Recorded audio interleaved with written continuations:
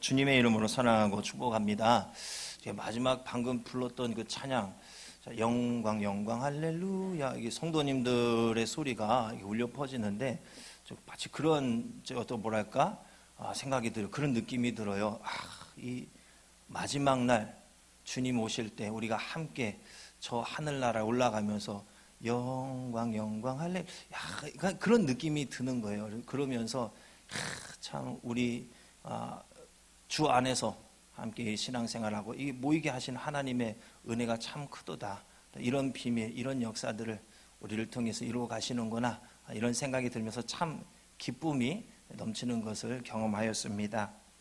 자, 여러분, 우리가 함께 신앙생활합니다. 우린 연약합니다. 매일 넘어지고 때론 서로가 서로를 찌를 때가 있지만은, 그러나 궁극적으로 우리는 서로가 손에 손을 잡으며 영광 영광 할렐루야 부르며 저 하늘나라 함께 입성할 줄로 믿습니다. 옆에 분에게 고백해 주시기 바랍니다. 참으로 귀하십니다. 이번에 조금 더 진심을 담아서요, 참으로 사랑스러우십니다. 평소에 안 하려다 보니까 좀 오글오글하죠. 자, 오늘 말씀은요, 아브라함을 부르신 때로부터 가나안 정복과 정착까지의 그 역사들을 여호수아가 하나하나 이야기해 줍니다. 이렇게 아브라함을 불러서 그 다음에 가족을 이루게 하고, 또 요셉을 통해서 한 민족을 이루게 하시고, 광야를 돌고 이런 얘기를 쭉 하는 거예요. 그동안에 있었던 일들을. 그러면서 이 백성들에게 오직 여호와만을 섬길 것을 당부하고 또 신앙 서약까지 하도록 요청을 합니다. 신앙 서약까지 다 이루어내는 그 일까지 여호수아가 마칩니다. 그리고 나서 그 후에 여호수아가 이제 삶을 다하고 죽음에 이르게 되죠. 본문의 말씀은 하나님을 섬기는 방법과 그 수준에 대해서 말씀을 하는데, 이 부분에 오늘 좀 더 초점을 맞추어서 말씀을 나누려고 합니다. 우리가 하나님을 섬기는 방법, 그 수준, 어떻게 해야 하는 것인가? 자, 이 14절의 말씀을 보면은요, 경외하며 온전함과 진실함으로 그를 섬기라 하는 것을, 이 말씀을 우리가 볼 수가 있습니다. 우리가 하나님을 향하여서 가져야 하는 신앙의 수준은 무엇이냐? 바로 하나님 앞에서의 온전함입니다. 자, 그러면 우리는 어떻게 온전해질 수가 있는 것인가? 이 온전함이란 말은 마음이 완전하고 성실하며 윤리적으로 정직한 것을 나타내는 말이에요. 즉, 이 온전함이란 성실하고 정직하다, 이런 뜻을 가지고 있더라는 것이죠. 하나님을 향해서 또한 우리의 삶이 성실하고 정직해야만 하더라는 것이요, 이것이 성도에게 요구되어지는 삶이라는 거죠. 우리가 그러면 이 성실과 정직을 어떻게 해야 이뤄낼 수가 있는 것인가? 그것은 신앙의 방법에 의해서 이룰 수 있는 것인데, 어떻게 신앙의 방법을 하느냐, 어떻게 신앙생활을 하느냐, 그 방법에 있어서 우리는 어떻게 해야 하는 것이냐? 바로 나에게 있는 것이 아니에요. 내게 있는 속성이 아니라 하나님으로부터 오는 그 속성으로 하나님을 섬길 때에 우리가 온전함을 이룰 수가 있더라는 거예요. 자기 성격, 내게 있는 걸 퍼내면 이거 한계가 있더라고요. 그렇잖아요. 물이 어느 정도 차 있는데 위에서부터 공급받지 않으면요, 바가지를 퍼내면 언젠간 바닥이 보입니다. 인격의, 삶의, 신앙의 한계를 맛보게 되더라는 것이요. 그러므로 우리는 어떻게 해야 되냐? 계속해서 하늘로부터 내려오는 것을 공급받아야만 온전히 하나님을 섬겨 나갈 수가 있더라는 것입니다. 즉 뭐예요? 하나님께로부터 받는 삶을 살지 못하면, 하나님께로부터 내려오는 신령한 것과 은혜를 우리가 날마다 공급받지 못하면 뭐예요? 결국은 하나님을 위한 삶을 살아갈 수가 없더라는 거예요. 그게 떨어지면은요, 은혜가 떨어지면 결국은 내 힘으로 살거든요. 내 힘의 한계가 찾아오면은 그 다음부터 어때요? 내 성질대로 살아가거든요. 그러면은 관계가 무너질 수밖에 없어요. 하나님의 귀한 도구로 쓰임 받을 수가 없어요. 많은 성도가 신앙생활을 함에 있어서 하나님을 열심히 섬긴다고는 해요. 정말 열심히 섬기는 모습을 나타내고 있어요. 하지만 내 자아가 그대로 살아있는 상태에서 섬기려 하더란 말이에요. 인간의 죄성을 버리지 못한 채로 하나님을 섬기려 하더란 말입니다. 이로 인해서 온전하지 못한 섬김이 되더라는 것입니다. 그러므로 우리는 반드시 거쳐야만 하는 것이 나 자신을 십자가에 못 박는 거예요. 나 자신을 죽이는 거예요. 죄의 영향을 받고 있는 내 연약한 모습을, 이것을 먼저 해결해야만 하는 것입니다. 내 죄의 연약한 이 모습이 해결되지 않은 채로 섬기잖아요. 그러면 온전한 섬김이 될 수 없을 뿐더러 여기저기서 잡음과 먼지만 나오게 되더라는 사실이죠. 내게 불쑥불쑥 튀어나온 이 내 모습을, 죄의 영향을 받고 있는 내 모습을 해결하지 못하면 온전한 신앙인이 될 수가 없습니다. 우리는 내게 있는 것으로 하나님을 섬길 수가 없어요. 하나님을 섬기는 것조차도 하나님의 속성을 받아서 섬겨야 하나님을 온전하게 섬길 수가 있더라는 사실이에요. 우리는 그런 존재예요. 내 스스로는 아무것도 할 수가 없어요. 하나님으로부터 하나님을 의지하지 않으면, 공급받지 않으면은 우리는 신앙인으로 살 수가 없는 그런 전적으로 무능력한 존재예요. 아이고, 내가 열심을 내면 되는 거지 뭐. 남보다 더 부지런을 떨면서 섬기면 남보다 더 나은 믿음이 되는 거지, 이런 생각을 할 수 있어요. 그런데 이거 잘못된 생각이에요. 우리는 100% 하나님께 받아야만 합니다. 내 의지로, 내 힘으로, 내 열정으로 하나님을 섬길 수 없어요. 오히려 잡음만 내고 분란을 일으키게 됩니다. 하나님을 온전히 섬기려면 하나님께로부터 오는 것을 받아서 그것으로 하나님을 섬겨야 하는 것입니다. 내 자아를 죽이고 내 죄성을 죽이고 하나님으로부터 오는 것을 받아야만 합니다. 그러므로 우리가 날마다 구해야 하는 것 다른 거 아닙니다. 하나님의 속성을, 하나님의 성품을 내가 닮아가게 해달라고 그것을 구해야 하는 것입니다. 그래야 내가 하나님께 드리는 그 모든 것이 하나님께 온전히 드려진 바가 되는 것입니다.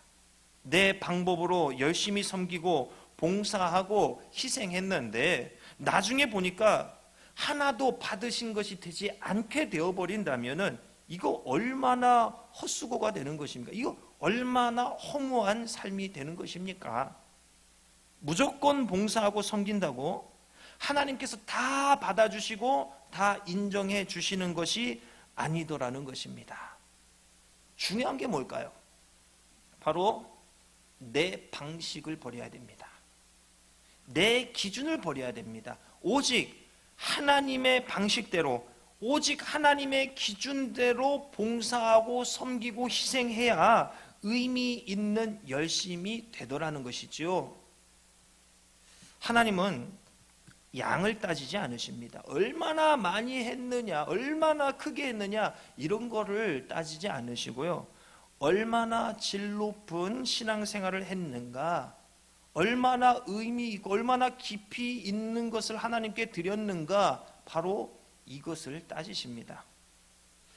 자기 자아가 살아있는 채로 자기 죄성이 있는 그대로 하나님을 섬기면 아무리 가장 많은 시간을 들이고 헌신을 했다 할지라도 하나님께 인정받지를 못합니다. 첫 번째가 무엇이냐? 자기 자신을 십자가에 못 박는 것입니다. 이 과정을 무시해버리고 건너뛰어버리고 그저 하나님을 그냥 섬길 때에 내 열심이 오히려 다른 사람과 하나님의 마음을 찌르는 비수가 되더라는 사실이에요. 매우 안타까운 일들이 교회 공동체에 일어나는 것들을 볼 수가 있어요. 서로가 미워하고 서로가 인정하지 않고 저 사람만 없으면 내가 좀 속이 후련할 텐데, 이런 생각과 말들을 하는 것을 볼 수가 있어요. 왜 이런 일이 교회 공동체에 일어나게 되는 겁니까?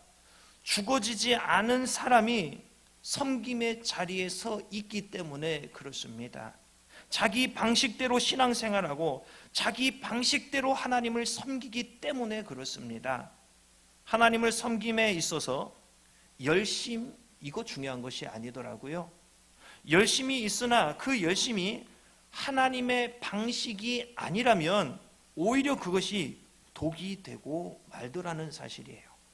공동체를 무너뜨리고 자신까지 무너뜨리는 독이 되어버리는 거예요. 그러면 하나님을 섬길 때 어떻게 섬겨야 하는 것인가? 오늘 말씀을 보니까 경외하며 온전함과 진실함으로 섬기라, 이렇게 말씀을 하고 있습니다. 경외한다는 말은 두려운 거예요. 두려워함으로 섬기라는 거죠. 마음이 완전하고 성실하며 윤리적으로 정직함으로 섬기라는 말씀이고요, 나에게 나타내신 하나님의 속성으로 하나님을 섬기라는 말씀입니다. 신앙생활을요 10년, 20년, 30년, 50년 그 이상을 하다 보면은요 내가 어느새 타성에 젖어 있는 신앙생활이 됩니다. 하나님을 바라보면 순수함보다는 습관적인 신앙생활을 하게 되더라는 거예요. 하나님을 섬기는데요, 하나님을 의식하지 않고 그냥 습관적으로 신앙생활을 하는 거예요. 하나님에 대한 두려운 마음이 전혀 없이 너무나 쉽게 하나님을 섬기는 모습을 이렇게 우리가 나타내고 행하더라는 거지요. 우리가 하나님을 두려워하면은요, 이 신앙생활하는 모습과 삶의 모습이 달라질 수밖에 없습니다. 저에게는요 3살 밑에 여동생이 있습니다. 이번에 저 어머니가 이제 칠순을 맞이해서 가족이 모여서 이런저런 얘기를 했는데 거기 이제 외삼촌도 껴서 함께 이야기를 했어요. 그런데 제 동생이요, 그 어렸을 때 초등학교 다니기도 전 그 어렸을 때요 외삼촌을 그렇게 무서워하는 거예요. 막 에이 울고 울다가도 외삼촌만 딱 나한테 눈만 맞추면 얘가 조용해지는 거예요. 그래가지고 이리 와 하면은 울다가 하면서도 가요. 삼촌 그걸 즐겨요. 또 애가 그런 걸 즐겨요. 참 못됐어요 성격이. 그래가지고 여기 뽀뽀 쪽 하고 여기 그렇게 하고 애를 보내고 그걸 즐기시는 거예요.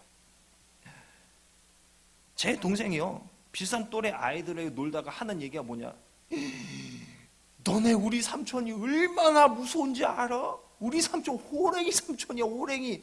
이러더라는 거야. 그 정도로 제 동생에게 이 삼촌이라는 존재가 두렵고 떨리는 이 공포의 대상이 되더라는 것이죠. 그랬더니 나타나기만 하면 삶의 모습이 지금 했던 모습이 완전히 달라지는 거예요.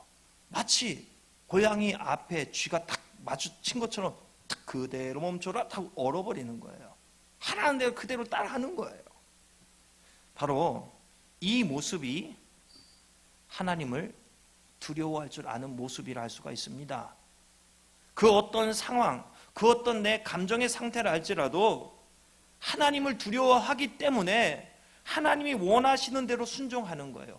지금 내 앞에 하나님의 존재를 의식하는 거예요. 하나님을 느끼면서 두려움으로 살아가는 거예요. 그런데 솔직히 저도 그래요. 우리는 어떻습니까? 하나님을 두려워할 줄 모를 때가 너무나 많습니다. 하나님이 내 앞에 계시다는 의식 없이 살아갈 때가 너무나 많아요. 우리가 회복해야 할 것은 은혜, 감동, 회복 이런 것보다요 먼저 하나님 앞에서의 이 태도를 회복해야 됩니다. 하나님을 두려워할 줄 아는 삶과 신앙생활, 이것을 우리가 회복해야 하더라는 것입니다. 하나님께서 이스라엘을 회복하신 것은 가만히 있는 이스라엘을 회복의 자리로 이렇게 인도하시는 그런 거 아니었습니다. 이스라엘이 겸비하고 하나님 앞에서 회개하고 신음소리를 내며 부르짖을 때에, 그때에 하나님께서 이스라엘을 회복해 가셨습니다.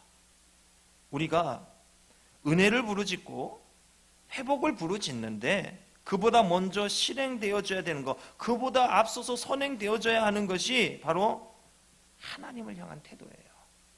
하나님을 두려워할 줄 아는 마음과 그 삶이 먼저 준비되어야 돼요. 먼저 겸비되어야 합니다. 그래야 우리가 은혜를 누릴 수 있습니다. 하늘의 신령한 것들을 받아 누릴 수가 있어요. 이것이 그 다음이에요. 근데 우리는 먼저 해야 될 것은 점프 건너뛰고 그 다음에 이것이 돼야만 받을 수 있는 것을 먼저 받으려고 하는 조금 빨리빨리 그런 습성이 신앙생활 가운데도 나타나더라는 거예요. 우리는 은혜와 회복보다 이 회개의 마음을 달라고 기도해야 됩니다. 겸비한 모습을 먼저 하나님께 보여드려야 합니다. 그 다음에 일어나는 것이 회복이에요. 하나님을 두려워하는데 어떻게 우리가 하나님 앞에서 이웃과의 관계에서 우리가 큰 소리를 낼 수가 있겠습니까? 하나님을 두려워하는데 어찌 성도 간에 험담을 하고 잘못된 소문을 낸단 말입니까? 내 삶의 모습이 먼저 바뀌어지지 않으면 회복이 없습니다.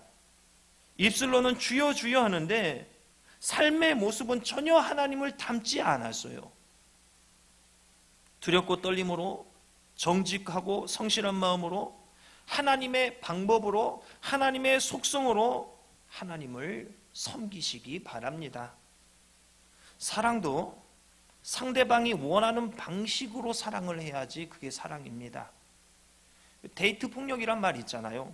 상대방이 원하는 방식이 아니라 자기 방식대로만 이 사랑에 대해서 표현하다 보니까 그게 상대방에게 거부감으로 느껴지게 되는 것이고 상대방의 인격이 무시되어지는 것이고 사랑이 아닌 집착이 되어서 서로에게 상처를 남기게 되는 것이잖아요.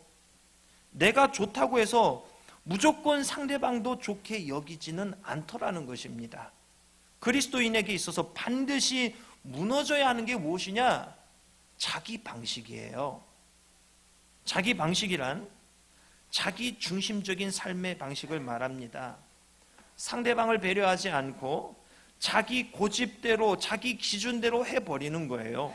그렇게 되면 사랑도 폭력으로 받아들여지게 되더라는 거죠. 상대방의 기준을 이해하고 그 기준에 의해서 사랑을 표현해야 상대방이 거부감 없이 그 사랑을 받아들이게 되잖아요. 자, 자기 방식이란 이기적인 삶의 태도입니다. 우리는 신앙생활마저도 자기 방식으로 할 때가 있어요. 하나님을 섬기는 것도 내 생각을 기준으로 할 때가 있어요. 교회에서 다른 사람들과의 관계에 있어서도 봉사와 희생과 섬김이 단어는 좋은 거잖아요. 그런데 그것에 대한 방법이 자기 기준으로 할 때가 있어요.